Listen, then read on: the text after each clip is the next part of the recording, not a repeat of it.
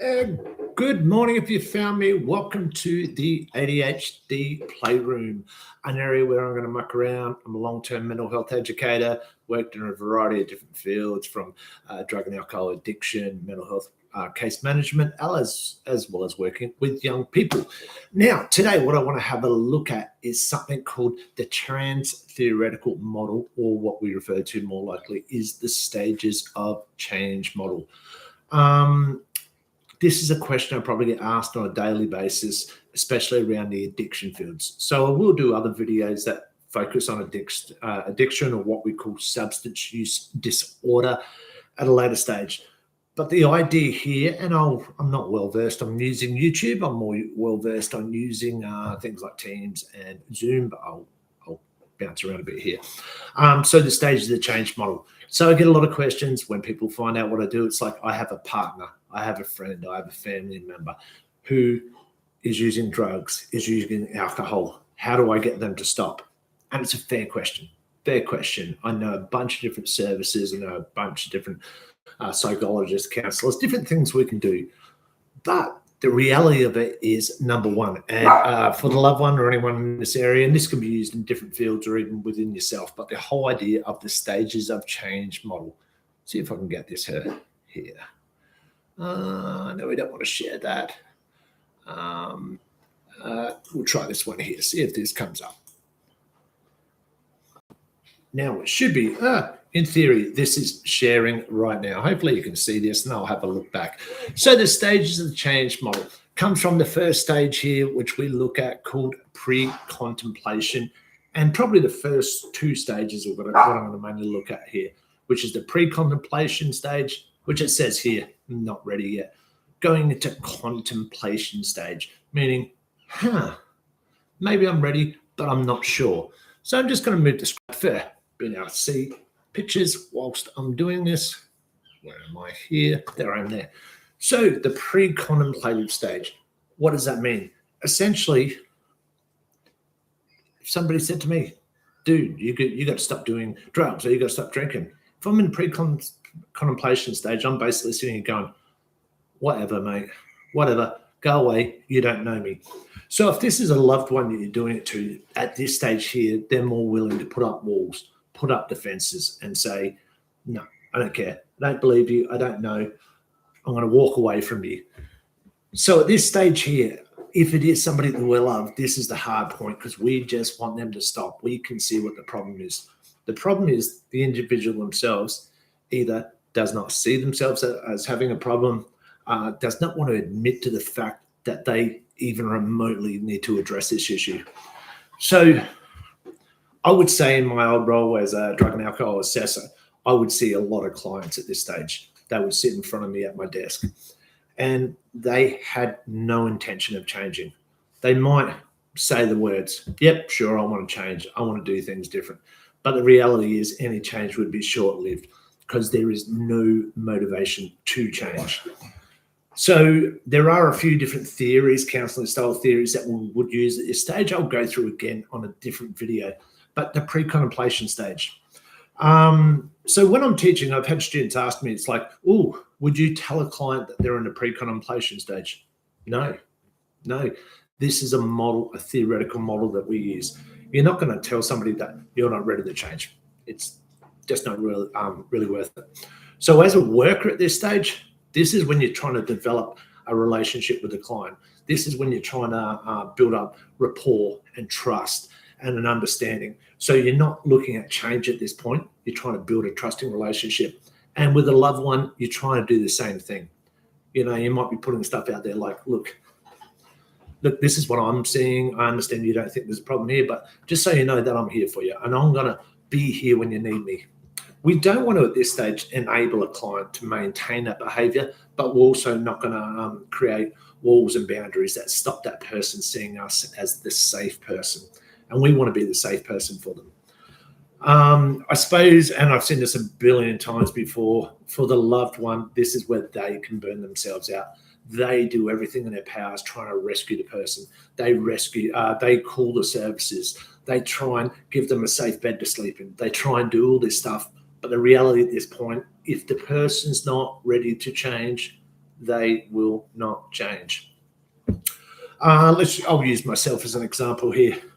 I smoke cigarettes. Horrible thing, awful thing, just the most awful thing. I would be one of the first people to say we should ban cigarettes. We should get rid of them in the world. I've been smoking for 30 years.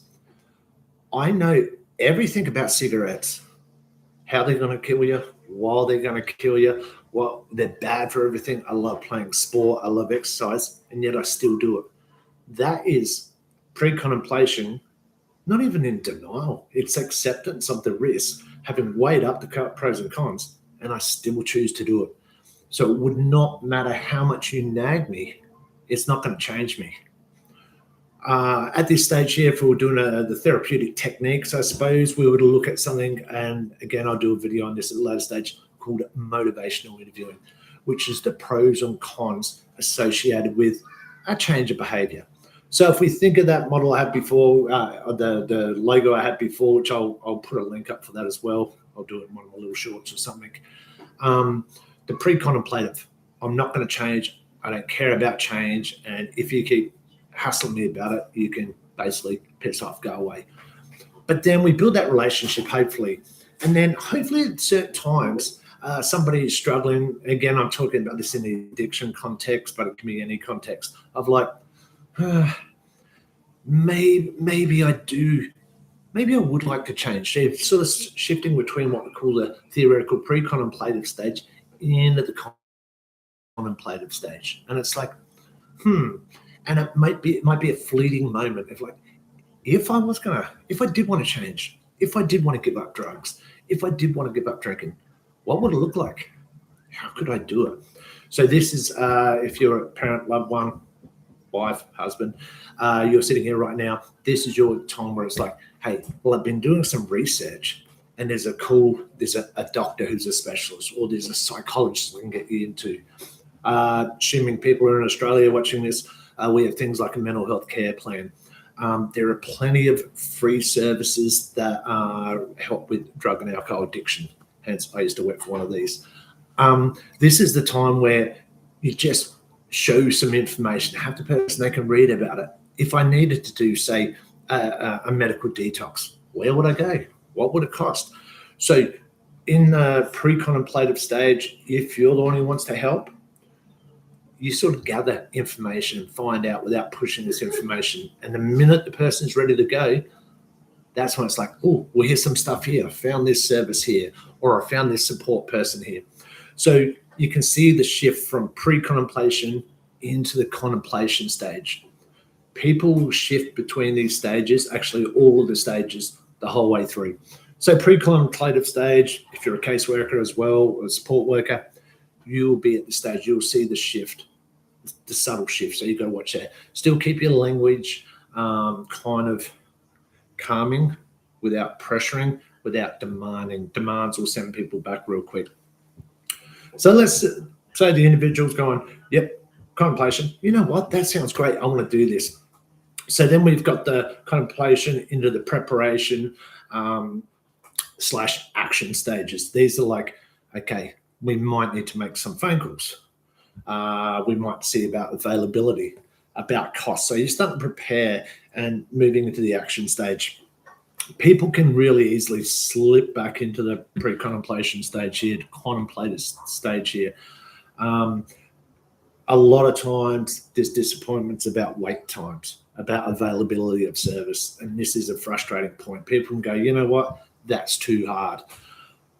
Or it might be that the strategy you've chosen to address certain issues was too hard. So a lot of things at this stage here. So there is another thing we'd look at if we were doing case management with the individual, something called SMART goals. And this seems rather, you think, why would that be important? Because, all right, let's look at SMART, what it stands for. Again, another video will come up another stage. Specific, measurable, achievable or attainable, relevant or realistic, and then what's the time frame for doing this? So number one, the goal's got to be specific. Let's say, so my background is mental health and addiction. Let's just say somebody has got a underlying mental health condition, which realistically anyone with a substance use problem, as my dog started barking, substance use issue will probably have a underlying mental health concern, whether this be depression, anxiety, could be more serious, I can't call it ailments because I don't like illnesses, but could be something more ongoing than that. Think of a bipolar, maybe even schizophrenia. There's a high potential that they've been using substances to mask that as well. So when we're looking at any sort of recovery or coming through that stage, we need to be mindful of other issues that are going to arise. So we really need the smart goal planning. If we're not specific with a goal, or so we're specific, somebody says, I want to just give up alcohol. That's beautiful. They're probably going to be left with anxiety, depression, which needs to be treated through a GP or a doctor as well. And then we got things like, what do they do? What's going to happen? My dog's going nuts here now. I'll tell you what we're going to do. We'll do part 2 of this. No, we're going to keep going. So there's going to be a combination of things which we need to address at the same time. It could be that going cold turkey, for instance, stopping alcohol completely, it's just too much. It's a step too far. And if we look in the drug and alcohol world, there's going to be different debates about this. There is one side that's just said it's all or nothing. Either you're an alcoholic or you're not, or you take drugs or you don't, and there's nothing in between. I'm a lot more of the grey area because I see the extremes of taking that extreme action, what other issues it can cause. So it's on an individual basis. Whatever works for you works, but there can't be this whole down in the dumps that it didn't work, so I'm just going to go back to square one. So pre-contemplation, don't care. Contemplation, maybe. What would I do? The preparation, what am I going to do, when I'm going to do it, moving in to the actual action stage of doing it. And I do gloss over the last few stages for a reason, because hopefully you're getting professional intervention by this stage. The action stage, rehabs, maybe some sort of program, day programs, counselling, psychological intervention. There's lots of different strategies there. Into the maintenance stage. And then the final stage is either like a permanent exit or potentially of relapsing back to the start again. Maybe it's too hard. Some of the questioning we use around the stages of change model combines with something called motivational interviewing. What's in it for me? What are the benefits of stopping? Let's just say the benefits of stopping drugs. What are the negatives of stopping? And you think, well, there can't be any negatives. There's a lot of negatives. Losing your social circle, your friendship circle, your support network. Even though it might have been maladaptive, it's not there. So what are you going to replace it with? If it's replaced with isolation, loneliness, man, somebody's going to skip straight back into it. So this is in the preparation stage. We need to be aware the pros and cons of making change. From the outside looking in, the pros of making change seem so obvious, but then the negatives of making change are massively there. And we need to acknowledge that and address that whilst we're going through this process as well. Because if somebody gets in that stage where they haven't made all the preparations for change and they've just isolated, alone, financially struggling, a lot of things that if somebody had been in addiction, they avoid. It's like paying bills, and all of a sudden they're clean, they're sober, but they've got bill collectors after them. They've got no job, they've got no social life, they've got no friends, no hobbies. They're more likely to go back straight to the other stage again. So, the contemplative stage, that's mainly what I wanted to look at today, and just to acknowledge that it's there. You cannot force anyone to do what they do not want to do. There's the old saying, if you want something bad enough, you'll find a way. If you don't, you'll find an excuse. So when somebody's in the pre-contemplative stage, they've probably got their head stuck in the ground. They don't want to see the problem for what it is because it's too hard to see the problem for what it is. And also it's just too hard to get out of that problem. So professional intervention, I'm totally on board with it. Potentially this is going to bother people. My next thing, I do not think Alcoholics Anonymous or Narcotics Anonymous is a first step. That's about step 15 as far as I'm concerned, because there are so many other issues we want to address at the same time.